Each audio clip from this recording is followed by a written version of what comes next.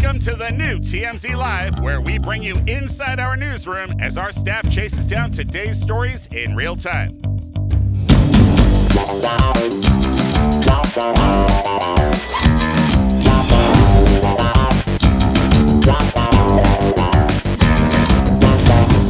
Welcome to TMZ Live. Diddy is not only asking for a new trial now, but he says that this was all BS, that being prosecuted and convicted of the Mann Act is ridiculous, and he wants the whole thing thrown out. Yeah, he wants his conviction. Remember, he was convicted on 2 counts of the Mann Act, but he wants them to be tossed. He wants it overturned, and he says, if you're not going to overturn it, then I want a new trial on those charges, and only on those charges, because he can't be charged in the other because he was found not guilty. He was found not guilty. And look, the reality is this, that he was acquitted on the 3 charges that were the whole basis for this case. He never would have been charged if it was just a Mann Act case, right? I mean, I think everybody can agree on that. Right. So he won the case. The 3 charges found not guilty, and he's found guilty on these 2 charges, which is archaic law, originally a racist law, and hardly ever used by itself. So what's interesting are the reasons that he says the Mann Act doesn't even apply to what he did. He's saying, when you look at the facts of the case as it was presented in court during the trial, the Mann Act doesn't apply to him. If anything, he's saying the Mann Act applies to Cassie and to Jane. Now, if you want to try them on the Mann Act, that's fine, but it's not me. Now, here's why that's ridiculous. Because he paid. Even though Cassie passed the money, he paid. Well, he says there was no evidence of that. So, this was a fascinating thing. By the way, he filed this last night at about 9:30 or so Pacific time, and Jamie had the fortune or misfortune of seeing this come in, seeing the documents come in, and then called me, and then we went through this went through this 62 pages of this, to figure out all the reasons that Diddy thinks the Mann Act doesn't apply to him. Well, primarily he's saying that he's just a voyeur and an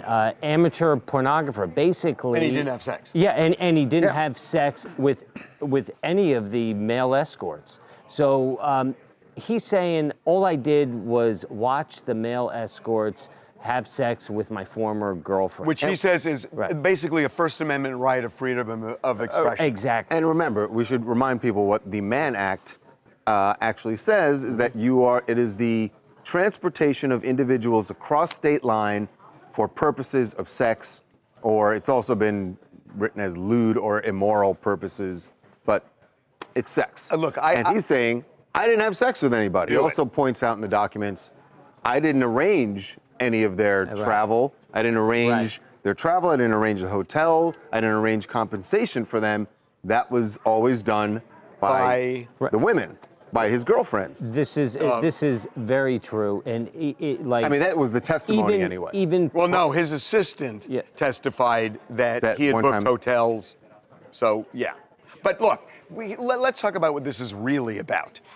Today is the deadline for prosecutors to tell the judge why Diddy should not be released on bail pending sentencing. What the defense has said is that you are using the Mann Act, which should not be a law used to deny bail. And the defense challenged the prosecutors, and the judge did too, to come up with cases where the Mann Act was used and somebody was denied bail post-conviction, pre-sentence. Right. And so I'm not sure the prosecution's going to be able to find this, but that was something the judge wanted. So I think them doing this late last night is for the judge to read in the context of getting what the prosecution will submit today. And the judge will decide probably tomorrow whether Diddy, being convicted of the Mann Act, should get out on bail. Listen, there are a couple of things this is about. One is they're filing this to preserve their right of appeal.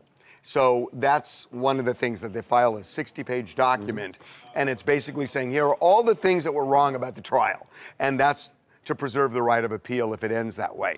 But we have told you that Donald Trump is now involved in this case, that we know there have been communications between the White House and Diddy's defense team about a possible pardon. And what we're told is that Trump is going to seriously evaluate it based on two scenarios. If Diddy is released on bail, he probably won't do anything until he hears what the sentence is. Trump won't do anything. Trump won't do anything until he hears what the sentence is. But if Diddy is denied bail, then Trump would immediately look at it and make a decision. So presumably on Friday, the judge is going to decide, does Diddy get out on bail? If the judge says no, then the White House springs into action. Right. Hey, it's Elise from New York. Diddy's basically saying, I'm a voyeur, not a trafficker, and I'm being punished for being a freak in the sheets. And honestly, if that sticks, I wouldn't be shocked if Trump pardons him, and that would set the tone for what's considered socially acceptable in modern day sex crimes, and that's wild. This is going to become really fascinating in the next week. To say we saw this coming is an understatement. We saw it coming. We saw it coming, and it is official now that the new super couple is Katy Perry and former Canadian Prime Minister Justin Trudeau. So they sealed the deal, not with a kiss. Yeah, but no, we showed you that they had dinner together. We got this video that we put up on the site. They went to them in the walk in the park. They were on a terrace after dinner having drinks, and it was clearly a date. But we needed to know. A full day in Montreal. But then she left Montreal, had a concert in Ottawa. Came back to Montreal, had a concert last night. So the big question we had was, will Justin Trudeau show up at her concert? If the answer is yes, they're dating. Well, the answer is a big fat yes. A big fat yes. He was not hiding at this concert last night. He was so excited to be there. Now watch him. He is just... Okay, that's her in the butterfly. Look at him. Fanboy. Wait, we have to go back and fanboy. go on his face. Look at him turn around. Oh my gosh. And he's there alone watching. No, I don't think he's there alone. With his daughter. His daughter. Oh, it's his daughter? He did bring his daughter. In this other video here, you can daughter is see next to him. in this one. I think the next plot twist is that things are about to get really good. See. I think this world is going to open up. So that's his daughter right there. Oh my God. Open up for you. He's just so content to be there. I have a question. What is the daughter thinking? So now the daughter clearly knows he's dating Katy Perry, right? Maybe, or she could just be like, wow, a Katy Perry concert, VIP, how fun. Yeah, like like his daughter didn't see. Oh, his daughter knows. Yes, his daughter definitely knows. And there's no way he didn't have a conversation with her that, I was talking to Katy the other day. Now, she probably loves it. Okay, it is possible that they had dinner together and maybe had a date, and because he decided knows to keep it in the friend zone? It's possible. The other thing is that right before we broke the story that they were having dinner and we had the video and everything else, people connected to her. They were just really sketchy. Wow, it may just be a business dinner. And it's like, does not look like a business dinner. Yeah. And then we find out, and they say, okay, we have this other video of them in the park, and then we have this other video of them in the terrace, and it looks like he has his arm around her. Yes, I mean, I guess you could say the business is that he wanted 2 tickets so he could take his daughter to go see Katy Perry. Anybody believe that was the business? Oh, I don't think so. Now, the only thing is... Because he could get 2 tickets to the Katy Perry concert. Right, I guess the telling thing... He doesn't need to go wine and dine Katy Perry. Hey, I really want to take my daughter to your concert. I do not want to be a buzzkill, but there's this... As you want to do. Okay, well, okay. There's a thing where, when parents get divorced, that a lot of times, even in custody arrangements, it says that you won't bring the kid around the new girlfriend or boyfriend for 6 months because you don't want the kid to feel this kind of instability. And if it's 6 months, then it's more stable and it's not like they're going to go away and it's going to traumatize the kid. She doesn't look traumatized at all. Even though it's less than. She's totally fine. And right. I don't think anyone's blowing the whistle on him for the 6-month rule. I think we'll just have to see now if they go to dinner again, because she has 2 more shows in Canada this week. So if they Montreal? do, in next one's Ontario and one in Toronto? Alberta or something. Oh, I know there's one in Toronto. If he follows flies to her to Alberta. other cities, they're we'll going know. steady. Hi, I'm Peter from Montreal, and I was there at the concert. I just saw my video actually being played there. Oh, wow. And, Awesome. Yeah, it was such a great concert. She was on point. You could tell that she was bringing her A game. You know what I mean? Like every beat was hit. Every dance step was like perfect. I've seen clips. I think it was one of her best concerts. Can I just say, I mean, you look like Justin Trudeau. Well, I You mean, look. he does have great No, he hair. looks. I'm not No, gonna am I lie. wrong? Does not Alexa, look like Justin Alexa, am I Trudeau. wrong? They have the same kind of. They have the same hair. Swagger, yeah. Okay, you don't have to flex. We're not asking. I'm just making a point. Okay. Coming up. Not that the Jeffrey Epstein saga needs a plot twist, because there have been plenty of them, but there is one now, and it has to do with the video inside the prison the night that he allegedly killed himself. Be right back.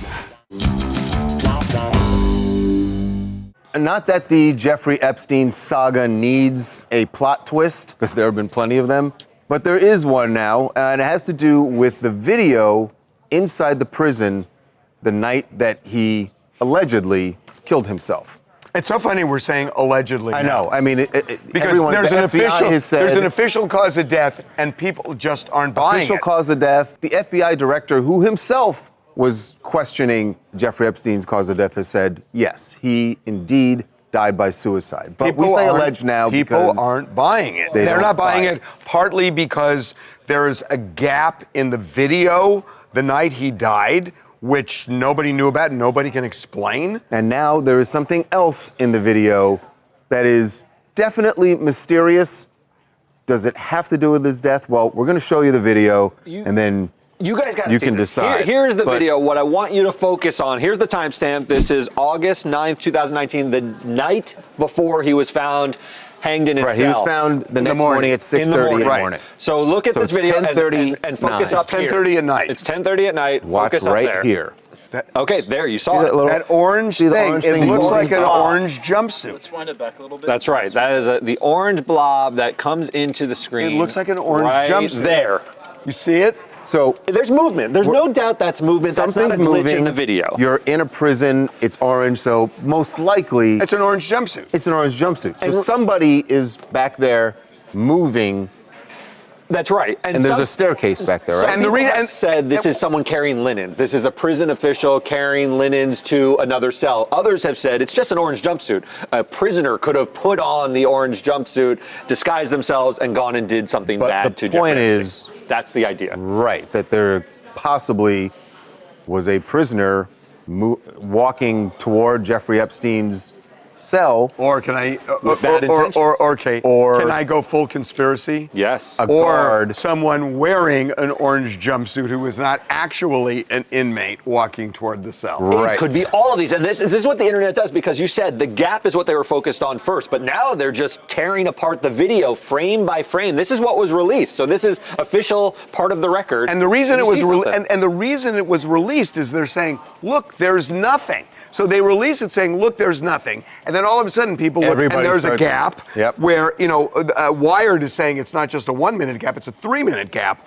Well, but now you see this, and the whole point of them releasing it is they're saying, see, there's nothing. Yeah, no, their whole point was no one goes in or out, and now you see a blob that is a human-like form. So this has been botched. It looks like a sloppy investigation at a minimum, right? Because the video they released where they said no one went in or out, you see an orange blob. Hi, Sasha Steele here, UK. That was a real eye-opener with the 3 minute little orange blob going through. Little suspicious if you ask me. So are we calling it a suicide or an alleged suicide? Oh, definitely not a suicide. Yeah, I'm telling you. Everybody's talking Again, and this is why I just said to you, But that's not necessarily a Trump thing. And that's why, no, but my point is all of those, it becomes a Trump thing because he ran on this and everyone is relying on him to release everything so that we get the answers. I'm not saying... So it becomes a Trump thing. I'm not saying that he's done anything wrong, but it falls on his desk and everyone is expecting him to release everything so that we don't have all these questions. We don't wonder what is this orange thing. We will never resolve the and Jeffrey that's why I'm Epstein saying case. Diddy will not be enough to make that go But away. what I'm saying to you is, you may be right, but I don't think he believes that. So here's what President Trump is doing. He is turning back the clock on physical fitness in this country, for the better, he would say. He's returning to the Presidential Fitness Challenge. Established by Lyndon Johnson in 1966. Right, and it continued for years. Until 2012. Right, and President Obama then tweaked it and made it not really a challenge. I guess they viewed it as making things individual, less competitive. Yeah, and so you know what Lyndon Johnson did was he said, let's have a challenge in the schools where people basically compete on physical fitness, and this was a thing for a long, long time. Is it just me, or is Olivia Newton-John going in your head? Let's get. No. I don't know. As we're talking about it, I'm here. Okay, I can tell you. It's literally just you. So okay. So in 2012, Obama, and this is the whole woke argument that it went too far. He's saying it kind of shamed people, because it was a competition. By the way, I don't know if you weren't. You would have been. You were out of school when it's not 1966. I was in high school. Oh yeah, you were. I was in high school. I remember doing this, and it was definitely a challenge. And can I tell you what else is a competition? You know what else is a competition? Life. Life is a competition. It is a competition to get a job. It is a competition to get in college. It is a competition to win a sporting event. It is life is a competition. Okay, Grandpa. No. And to say, oh, we don't want to make it so that people feel shamed about losing.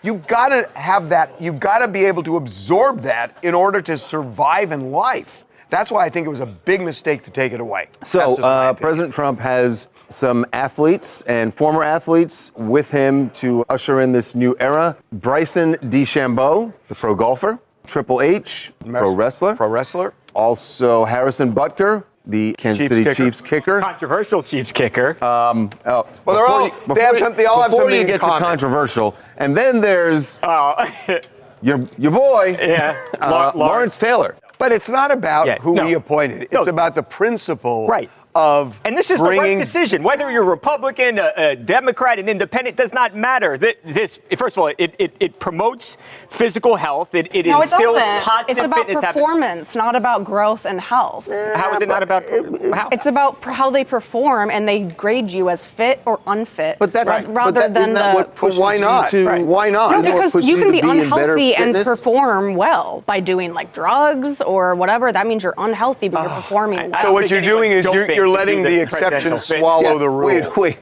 Nobody's doping in sixth grade they're gym not class. taking steroids to win the presidential I'm saying that as an fitness example of things that are unhealthy. Like you could eat like crap and take drugs or drink or whatever. And you still could, but by and large, perform I think if you could it's elitist. It's not elitist. I don't know what your guys' experience was. Hold on. This is why everyone's unhealthy and overweight in this country, by the way, because we shy Mr. away. McDonald's It's not just bill of health. It's not Trump. This is many presidents. The It's president. not about him. It started with a He's the one Democratic. that wants to go back. It started with a Democratic president. We're not going backward. Just all change does not mean we're going forward. We're not going backwards. Yes, we are to the 1960s. Yeah, and guess what? There were fewer people with health problems back then when it came to weight. No, because of all the preservatives and fast food and everything else. I don't know what your experiences were in like middle high school, but you already have some body image issues. And if now it's going to be you're deemed, instead of needs improvement or a health risk, you're deemed unfit. So everybody should you're just fine the way you are. In fact, No, hold on. I'm going to give you a hint of what's to come. That's not what I'm saying Will at all. people love you just the way you are? Right. Right. Coming up. A site went live that's called the Panama Playlists. They claim they have gained access to the Spotify playlists of people, particularly people in Washington, D.C., politicians. This is fascinating. Are playing at home or at the office on their Spotify playlists. Be right back. TMZ's got every freaking thing. Big celebs, big stories, big events. Phoebe Rexa was looking hot on vacation. Look at the water, too. Did you just say look at the water? I mean, I'll be honest, that is what I was looking at. TMZ!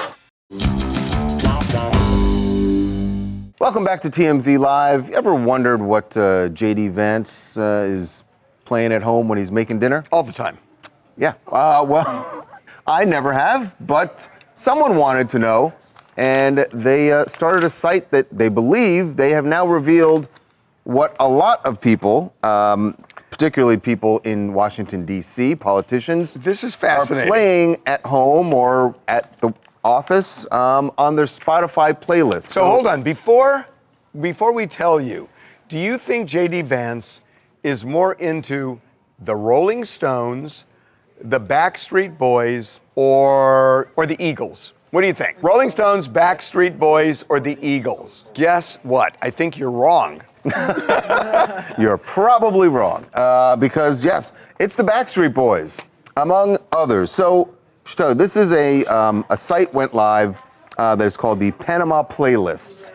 So play off the Panama Papers, and they say that they have, I guess, hacked. I don't know if they use the word hacked. Yeah, we have no idea. But they claim they have gained access to the Spotify playlists of people like the vice president, also Caroline Leavitt, the White House spokesperson, AG Pam Bondi. But let's start with J.D. Vance. So his jams are "I Want It That Way" by the Backstreet Boys. It's not just his jams. It's specific playlist. It's the Making Dinner playlist. And One Time by Justin Bieber. I don't know that. I love that song. That's actually a really good song. That's an early song? That's an early Bieber. One Time's a good song. See, Jackson behind the camera has something in common with J.D. Vance. There you go. Yeah. No, there's a big difference, though. Yeah?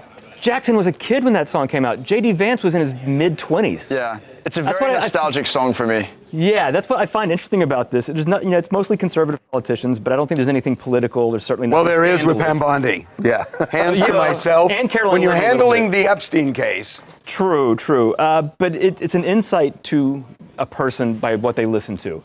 And so, yeah, J.D. Vance, interesting. He's 40, so you have to keep that in mind where the nostalgia comes in. Right, so the Backstreet Boys actually made He was sense. like 15 when that song came out. Right. That's his nostalgia. Right. One Time by Justin Bieber, as I said, he was older. He has a Gold on the Ceiling playlist. Can you tell me what that means, by the way? Because I was like, Gold on the Ceiling? It's a Black Keys song.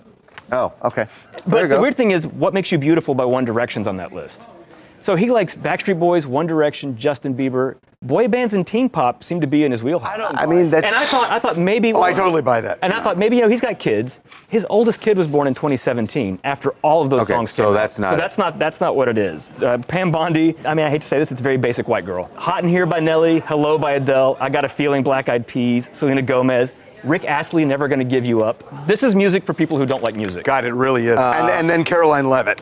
Caroline Leavitt, baby shower playlist. Baby shower playlist. She just had a baby. Yeah, girls just want to have fun, makes sense.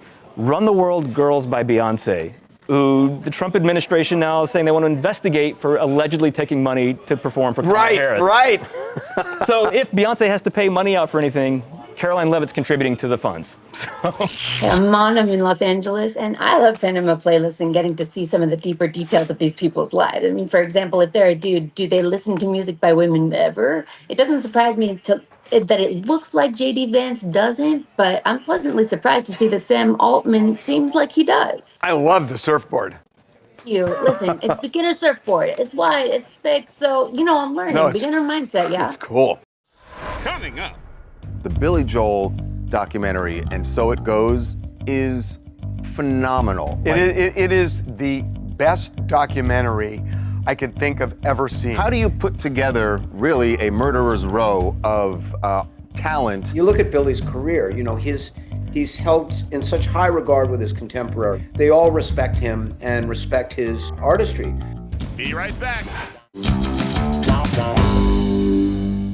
If you haven't, I know that we've been talking about it in the office. I don't know how much you've talked about it on the show yet, but the Billy Joel documentary, And So It Goes, which is now streaming on HBO Max, is phenomenal. It is the best documentary I can think of ever seeing. And it is so good. And not just if you're a Billy Joel fan. If you're a Billy Joel fan, obviously you're going to love it, and you will learn everything about his life, about his music, and they did not hide anything. I mean, and wait till you see. And wait till you see who lows. participates. It's crazy. So crazy. How do you put together really a murderer's row of talent to put this documentary together? It's just over 5 hours, both parts.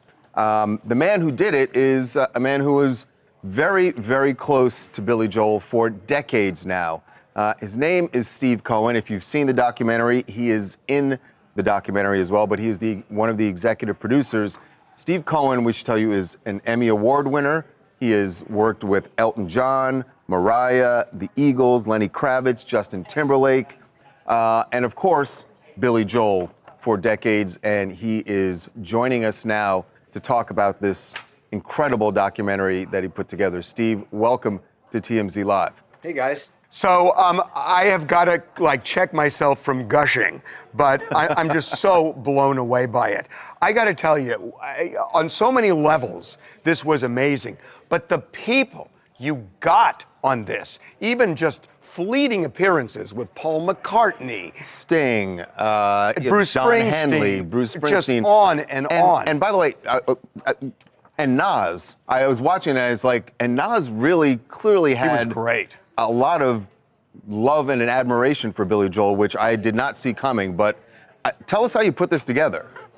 Well, Nas, he was so eloquent. Well, listen, you guys know that it's a collaborative effort. Like this is a team sport. I've been very fortunate to be sort of Billy's proxy when it comes to doing television and video stuff for quite a long time. And the idea about doing a documentary wasn't something on the forefront of what he wanted to do. He's been quoted many times as saying, "I tell my story in my songs. I don't need to talk about it." And what's compelling about my story that isn't already in my songs? And that held true for a long time. But I think as we were getting to the end of the Garden run, Billy had turned 75. Well, he was, when we started this, he was about 72. And 2 young kids. And I think that there was a hidden desire for him to, sort of tell some of the inside baseball, inside stories. I don't think that when we started this, he intended to go this deep. And that's a testament to the filmmakers. Susan Lacey and Jessica Levin were just the right fit for this. You look at Billy's career, he's held in such high regard with his contemporaries. He's friends with all those people, but they all respect him and respect his artistry. So it didn't take much to convince anybody to go on camera and talk about him. What I thought was most interesting was, the way they spoke about him with such reverence. And, when you have Paul McCartney saying that the one song he wished he wrote was just war. Yeah. Seeing Billy's reaction to that, even though he knows Paul, was worth the price of admission. The other thing that really struck me was all 4 of his wives participated in this. And I was really struck and moved by Christy Brinkley, the emotion when she talked about when things did not work out. And you felt that she had gone back in time and it was still just such a moment that was a period of time that was just burned into her brain. I mean, I was rocked by that. Well, it was intense. I mean, at that point in Billy's career, he became a celebrity. They were the first real celebrity couple to be on the cover of all the magazines. So it was an intense period of time. And I say in the film that I didn't think Billy was ever really comfortable with any of it because at the end of the day, he's a guy who likes to sit down at the piano and perform, and the rest he just sort of doesn't feel very comfortable with it. So I think it was really great that Christy went there. Steve, you said that Billy has often said that he doesn't enjoy talking about his life, and I was struck by like when he's sitting at the piano and he is talking, and he was very open about everything. And I just felt like somebody, I don't want to say convinced him, but had to say to him, look, it's fine to do this. And I felt like you being in his life for more than 40 years at this point, right? 51. 51 years that you were probably his confidant, right? The person that he turned to say, like, should I talk about this? I just felt like you probably had a strong hand in that. Well, I don't think we ever had that direct conversation. Billy and I, you know, we're very close, and a lot of our conversations are almost unspoken. We sort of know how each other works. I think the real credit for him being comfortable to talk about that stuff really goes to Susan, because she was very smart on how she set up these interviews. Billy didn't really want to do a lot of interviews. He said, well, there's plenty of archives. You can use all of that stuff. And she was adamant. She says, no, I have to have you talking about your reflection of those things as you see them through your eyes today. And they started their first interview talking about the history of his family. The second interview was his love for classical music. So I think that by the time the third and fourth interviews happened, he felt comfortable with her. And she's very probing. And she always couched her questions as they related to the musical output and his inspirations for how he wrote.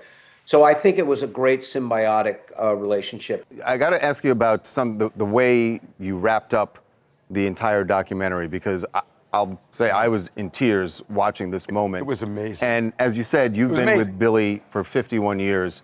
The footage of him playing Piano Man, that was sort of, wasn't black and white, but it was very faded. Where is that from, and how did you get it to sound so good? Well, it's a great story. In the archives, which hadn't been organized for decades, we started to organize them a few years ago, and we stumbled across a couple of film canisters that were unmarked, just 35 millimeter negatives, and we had them processed. And it turns out that the day that he signed at Columbia Records, there's a studio at Black Rock that they put him into, and he recorded. We had some recordings of 3 songs from Piano Man before the Piano Man album was recorded. It was Traveling Prayer, Ain't No Crime, and Piano Man.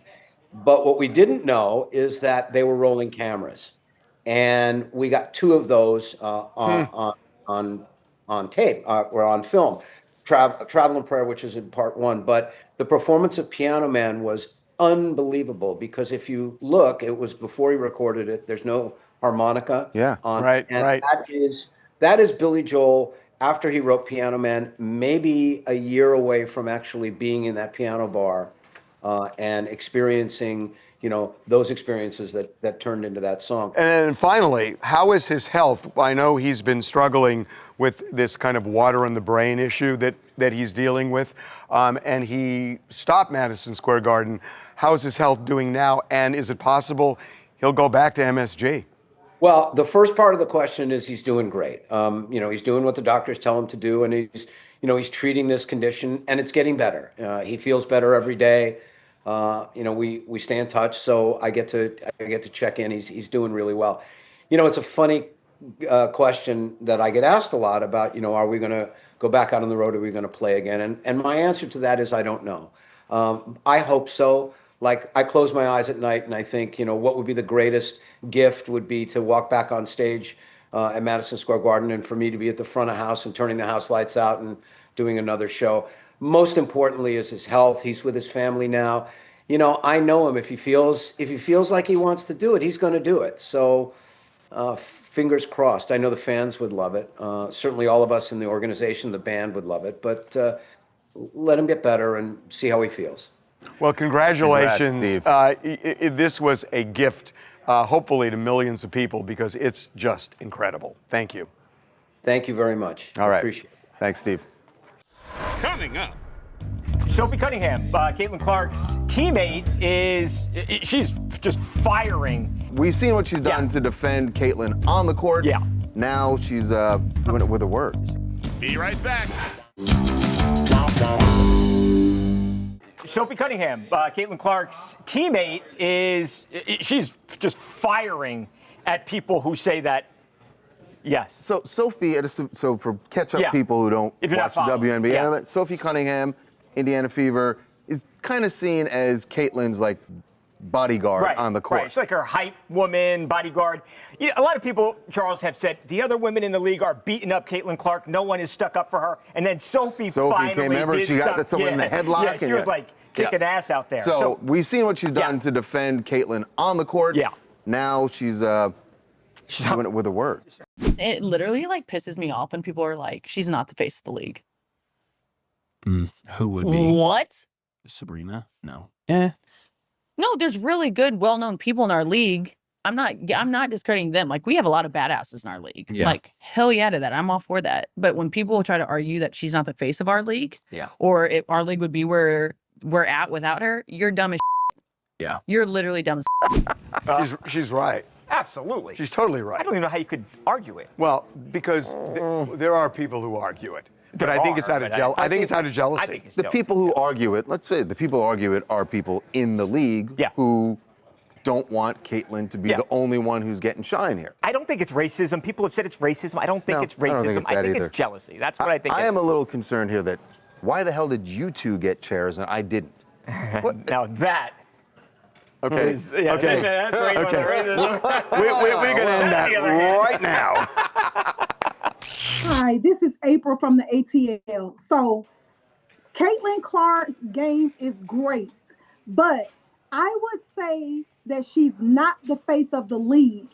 Only reason why I would say that is when you speaking of Caitlin Clark, you have to add another player into the mix. And every time it's a debate with Caitlin Clark, we have another player's name, Angel Reese, that come up. So it's not like the LeBron situation where when he was dominating the face of the NBA league, commercials from everywhere. Now in the WNBA, you have other players who have multiple commercials. No, you're right. And P.S., your nails are awesome. They're like awesome. No, I really mean it. Oh, see that? See? Tried to kill him with flattery. Coming up. More evidence that if you come to Hollywood and you want to see celebrities, TMZ Celebrity Tour Bus. Because it takes you lots of places and you will actually get to see celebrities like the folks who were on the bus yesterday and had an encounter with one Tiana Taylor. Be right back. Buckle up, party people. The TMZ After Dark Tour is hitting Hollywood. Join Ray J and special guests as we hit the hottest restaurants, wildest bars, and sickest clubs. DJ Miles is dropping beats as we roll down Sunset and Hollywood Boulevard. The party starts every weekend at 7 p.m. from the Hard Rock Cafe. Book now at TMZTour.com. It's gonna be epic! More evidence that if you come to Hollywood and you want to see celebrities, there's only one place to go. TMZ Celebrity Tour Bus. Because it takes you lots of places and you will actually get to see celebrities like the folks who were on the bus yesterday and had an encounter with one Tiana Taylor. She was at Avra Restaurant in the heart of Beverly Hills where we roll through. So not only did we see her. Were you the guide on this particular? I was the guide. All right. And she was leaving at first, but she gets on the bus. She realized she had fans. She wanted to come hug them. She hugs every single one of them, which I thought was so surprising because celebrities usually don't go hug people, but she loves her fans, and that's the magic of the tour. So she's got an album coming out next month? Yes, August 22nd. So she has been retired from music for 5 years, and she previously retired because she was, quote, underappreciated. And I was thinking, who could appreciate her best? Guess who can host album premiere parties? The TMZ After Dark Tour. Oh yeah. So we have we do the way you're thinking. We have this new tour. It's called TMZ After Dark, and it's awesome. And we have a DJ on the bus, and it's at 7:30 on Saturday nights, and it takes off from the Hard Rock Cafe. We have a DJ, DJ Miles. Ray J has been the host on the bus, and it is wild fun. And we go up Hollywood Boulevard and Sunset and Santa Monica Boulevards, and we stop at bars. People get free shots, go into the saddle ranch, they ride the bull, mechanical bull. It is so fun, and we're going to actually expand beginning a week from tomorrow. It's so popular now, we're doing Friday nights. Yeah. And it's just going to be awesome. Someone actually just wrote a good question about the bus. So Stardust says, I've been asking this for days. Why are all the tickets pretty much sold out? Because it's popular. Hello, everybody. My name is Kamar from Atlanta. And first of all, I think that TMZ Tour After Dark is such an amazing idea. Tiana Taylor, do y'all remember? She is in a relationship with Aaron Pierre. So people already have her on their radar. But for all these celebrities to come in and give us some hugs, you know what I'm saying? Tell us what they're doing. I love it. And I have to go out there and see it one day. You absolutely do. That, by the way, is that is now our #1 encounter with Tiana Taylor. Remember the second coolest one?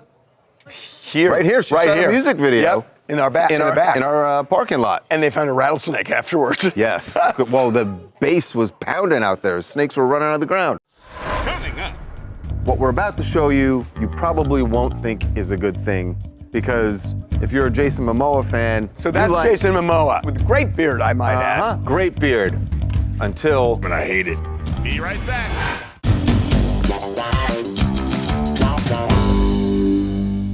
So you may know, or maybe you don't, that Jason Momoa has an environmental protection or conservancy company with Boomerang Water called Mananalu. That's a good thing. What we're about to show you, you probably won't think is a good thing, because if you're a Jason Momoa fan... Oh, so that's Jason Momoa, with a great beard, I might add. Great beard. Until... This is the kickoff. Mananalu, powered by Boomerang, is out there trying to make change. But I hate it. He's a good-looking guy without it. I will never shave my... In fact, even for the TMZ DJ tour, TMZ After Dark, I would not shave my beard. What did the TMZ After Dark have to do with that? Because I was just thinking, he was hawking... Well, it worked. Oh, you just wanted a plug. Yeah, no, that's why he did that, because we're talking about it. So it worked for him. It's actually successful. I'm not... On the other hand, I'm not going to do it. I'll tell you why I'm not going to do it. Because at my age, I may not have time to grow it fully back. See you tomorrow. Damn.